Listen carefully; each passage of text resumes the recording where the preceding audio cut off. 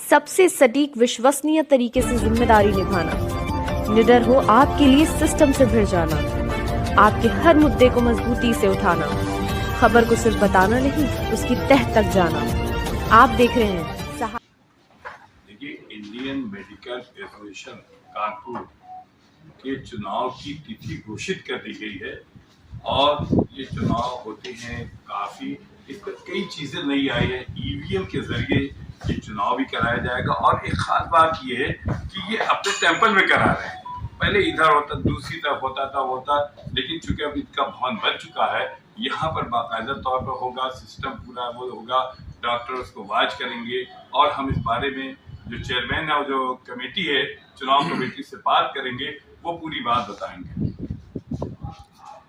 Sir ये बताइए, चुनाव हो गए थे कुछ समय पहले, तो कल तक नामांकन करने की अंतिम तिथि थी।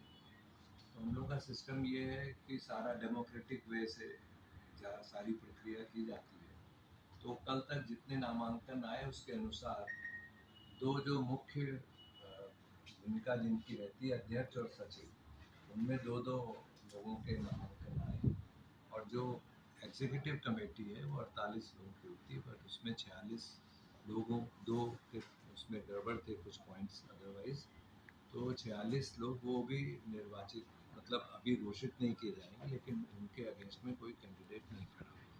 कितने सदस्यों की पिछले के मुकाबले मतलब बढ़ोतरी हुई है? नहीं, सदस्य तो टोटल संख्या जो बढ़ी है वो तो 300-400 बढ़ जाते हैं करीब, लेकिन इस बार कितने बढ़े? इस बार एग्जैक्टली तो मैं अभी नहीं बता सकता, ऑफिस बता देगा। ठीक। लेकिन वो सारे सब एक परिवार की तरह इलेक्शन में आते हैं। आप तो बहुत समय से कराते रहे। कमेटी ने 45 के लिए 48 हो। चुनाव कहाँ कराएंगे? चुनाव इस बार तो हम लोग अपने ही स्थान पर कराएंगे, जिसको हम लोग टेम्पल ऑफ सर्विस भी कहते रहे हैं, और ये बहुत समय से हम सबका सपना था कि यहाँ पर अपना भवन का निर्माण होगा। तो वो भवन का निर्माण इतना हो गया है कि यहीं पर हम इलेक्शन करा सकते हैं। तो रिजल्ट कब तक घोषित हो जाएगा? रिजल्ट तो उसी दिन 2 घंटे में आ जाता है। 6 अक्टूबर को इलेक्शन होगा, तो शाम को उसमें 2 घंटे बाद, जैसे इलेक्शन 5 बजे खत्म होता है तो 7 बजे तक रिजल्ट ईवीएम के जरिए हम लोग मशीन से करते हैं। पिछले चुनाव में कुछ निष्पक्षता पे सवाल उठे थे। नहीं, निष्पक्षता मतलब इलेक्शन कमेटी पर कोई निष्पक्षता नहीं थी। जो लोग खड़े होते हैं, थोड़ा सा संतोष था। डॉक्टरों में इलेक्शन सदस्यों को आईएमए के इलेक्शन कमेटी के लिए कोई एक भी नहीं था। कुछ उनको आपस में कुछ बातें उनकी होंगी, लेकिन कोई हमारे पास कोई ऐसी कंप्लेंट भी नहीं आई। वो ठीक उसी भाव से इस बार भी।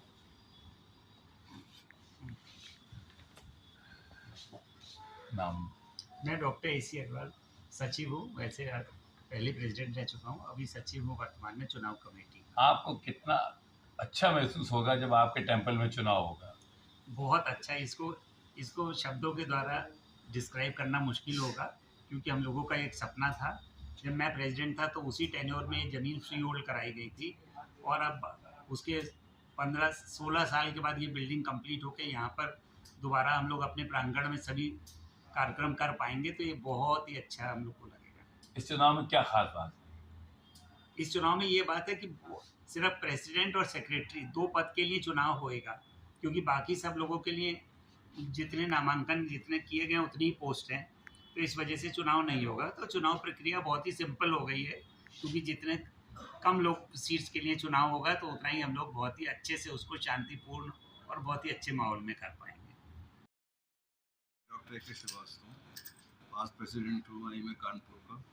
ये बताइए कि ये जो आईएमए के चुनाव है, आप इस कमेटी में हैं, आप लोग किस तरह से इसकी निष्पक्षता बरकरार रहे, क्या इसे करेंगे? निष्पक्षता तो कि हर तरफ से, चूंकि एक डेमोक्रेटिक वे पे कर रहे हैं, हर स्टेप ओपन है हर मेंबर के लिए। वो कभी भी आके देख सकता है, जान सकता है कि यहाँ पे कोई गड़बड़ ना हो, और हम लोग भी कोशिश करते हैं कि हर चीज़ को फेयर वे में सबके सामने सबकी नॉलेज। टाइमिंग क्या रखेंगे इसकी? सुबह 8 बजे से 5 बजे तक पोलिंग होगी।